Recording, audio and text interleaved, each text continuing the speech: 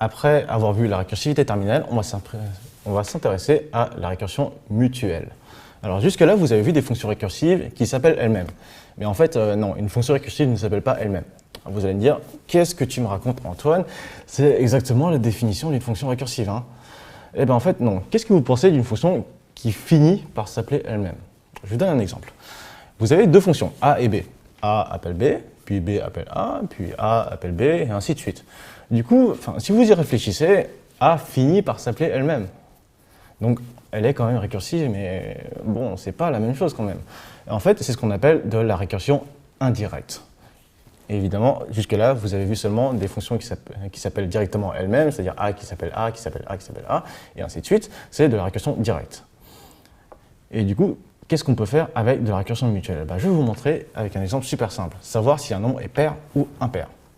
Hop là. Comment on sait si un nombre est impair? Eh bien, si ce nombre est égal à 0, c'est faux, 0 n'est pas impair.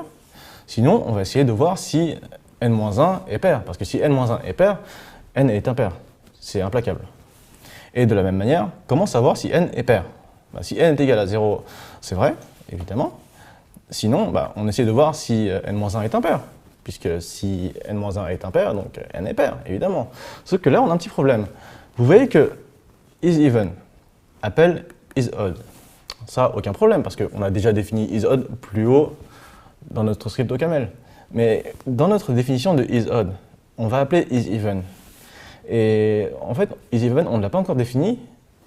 C'est un problème, non?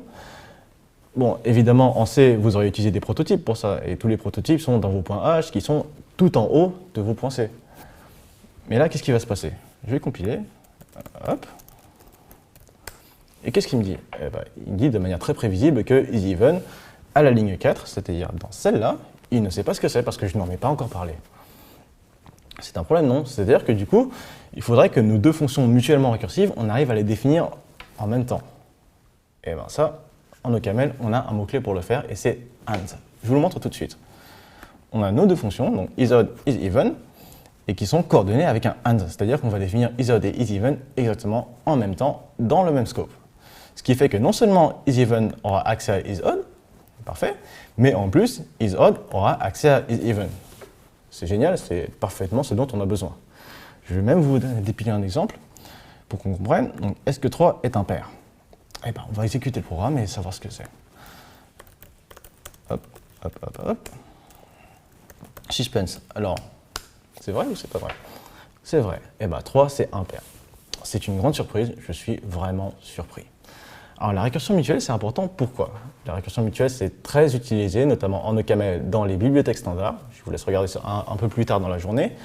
Et c'est un moyen plus élégant de ne pas répéter du code d'une fonction à l'autre. Alors évidemment, il y a un problème de performance puisque deux fonctions qui sont mutuellement récursives, évidemment, elles ne peuvent pas être chacune récursive terminale, c'est impossible. Et du coup, vous avez ce problème de performance qui fait que, théoriquement, on a un moyen de rendre une fonction récursive indirecte récursive directe, qui est en fait de mettre tout le code de la fonction B ici dans la fonction A. Évidemment, pour notre exemple, c'est trivial, mais ça pourrait l'être beaucoup moins. Et du coup, on résout ce problème de performance. Mais on se retrouve avec une fonction qui est un petit peu fourre-tout et globalement moins élégante en code. Donc c'est ce compromis qu'il vous faudra trouver entre du code qui est propre ou du code qui est performant. Et donc c'est tout pour la récursion mutuelle. On se retrouve tout à l'heure pour les fonctions à plusieurs arguments.